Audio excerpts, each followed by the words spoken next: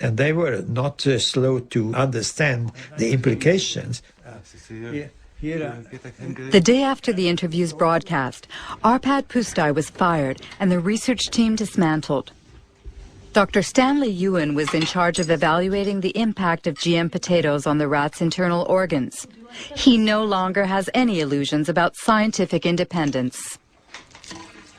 I was extremely, angry and very, very concerned. It's like your whole world is disappearing under your feet. What's going on? But you see, they start to discredit Stanley as well. It's not just Arpad and me. Stanley was made to retire and he was discredited at the university. As well? Oh, yes. Oh, yes. It was very hard indeed. Monday, it was wonderful work. Tuesday, it was rubbished. I had one or two ideas of what was happening, but a very imprecise idea until 8 years ago, almost exactly, I was at a dinner dance. And next to me at the top table was someone from the road called Dutteroy, who happened to say, I said, isn't it awful what's happening to ARPAD? Yes, he said, and did you not know that there were not one, but 2 phone calls from Downing Street to the director? And then, of course, I saw clearly what was happening, that this was something sort of supranational, if you like, some pressure being put on Tony Blair's office to stop this work because it was perceived by the Americans to be harming their industrial base, the biotech industry, in other words. The ARPAD Pustai scandal triggered a massive rejection of GMOs in Great Britain, led by Greenpeace. A year later, Robert Shapiro, Monsanto's CEO at the time, agreed to participate in a teleconference organized by the environmental organization. This is the only existing video footage of the former CEO. He was responsible for moving the company into the biotechnology era with its new slogan, Food, Health, and Hope. Monsanto made huge efforts to push its products in every direction with the full support of multinational food manufacturers, retailers, communications firms, regulators, even governments. You behave not as a company offering life and hope, but as bullies, trying to force your products on us. If I'm a bully, I don't feel that I'm a very successful bully. I want to start by emphasizing that biotechnology is a tool. Biotechnology in itself is neither good nor bad. It can be used well or it can be used badly.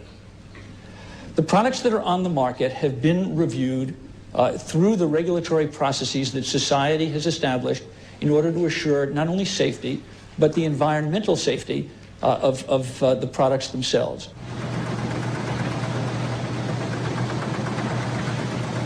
After 10 years on the market, Roundup Ready soybeans account for 90% of all the soybeans grown in the U.S. In fact, 70% of the food in American stores contains bioengineered elements. Unlike Europe, consumers cannot make an informed decision because GM labeling is forbidden, a direct consequence of the principle of substantial equivalence. You know, I've got a soybean in my hand here, and I can eat this soybean. It's very safe, very safe. I think FDA is confident that the soybean, in terms of food safety, is as safe as other varieties of soybean. How is the FDA confident about that? It's based on all the data that the company provided to FDA that was reviewed by FDA scientists. And so it's not in the company's interest to try to design a study in some way that would mask results. How can James Mariansky be so sure? If I type in Monsanto falsified scientific studies, I get 174,000 hits. Among them, a report from the EPA of the United States. Monsanto accused of falsifying studies concerning the carcinogenicity of dioxin.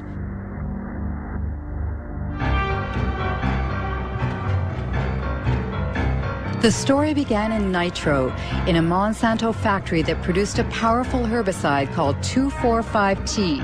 In 1949, an explosion in the factory provoked unexpected side effects. 228 workers developed an extremely disfiguring illness called chloracne.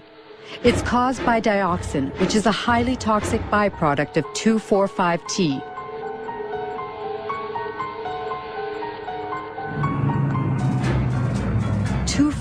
T was the main ingredient in Agent Orange, the defoliant used by the U.S. Army during the Vietnam War.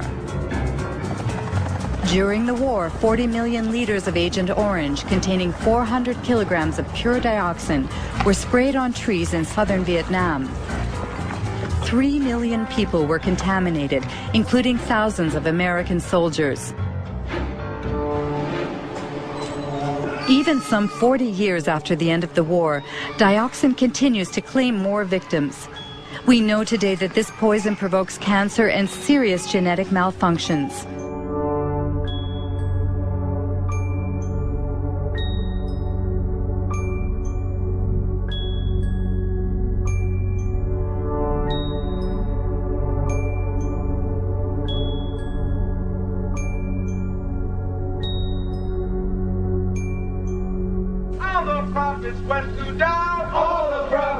In 1978, while American Vietnam veterans were suing the makers of Agent Orange, Monsanto sponsored studies on the long-term effects of dioxin.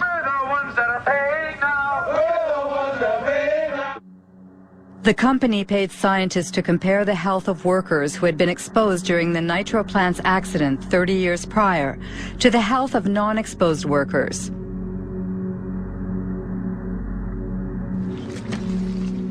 There are two experts on the subject. William Sanjour, who led the Toxic Waste Division of the Environmental Protection Agency, and Gerson Smoger, a lawyer who represents Vietnam veterans. In 1990, Dr. Kate Jenkins, a colleague of mine at EPA, wrote a memorandum pointing out that allegations had been made that those studies, some of those studies that Monsanto had conducted were flawed. And if they were done correctly, would have reached just the opposite result of that Monsanto had. The Monsanto studies showed that dioxin was not a human carcinogen. Well, that means they had the data first, and then they manipulated how they were going to look at that data to come up with the conclusion they want. It's absolutely, you never do a study that way, never. And they did it absolutely wrong, and they achieved what they wanted. And it came out later that there were people that had cancer that in one of these two studies were listed as being exposed to dioxin, and the same 5 people in another study were listed as not being exposed. When you put all these cancers into the unexposed, then it looked like the unexposed people were getting as much cancer as the exposed, and they said, "Look, there's no difference. See, they're the same."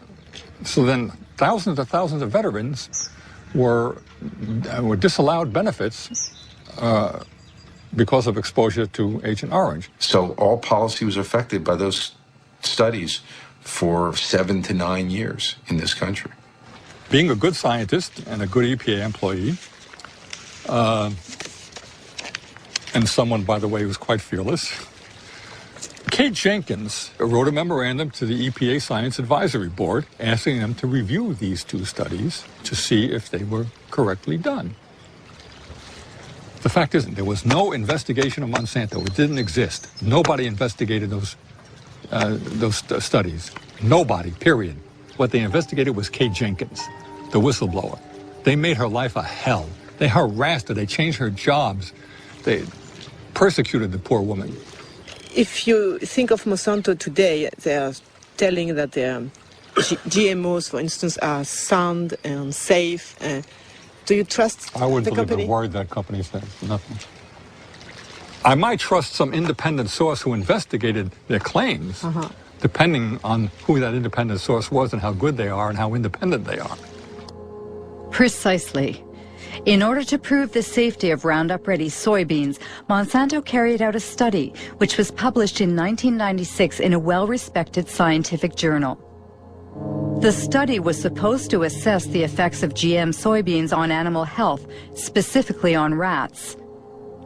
This study was thoroughly reviewed by both a Danish scientist, now deceased, and the Norwegian specialist Ian Prime. I'm afraid to say, value this study very poorly indeed. It's very disappointing, very disappointing. Especially because this paper sort of served as a basis for the whole principle of substantial equivalence. I can just cite, which is again a bit surprising, although the animal feeding studies provide some reassurance that no major changes occurred. Now, some reassurance, now that's good enough. I want 100% reassurance, not just some reassurance.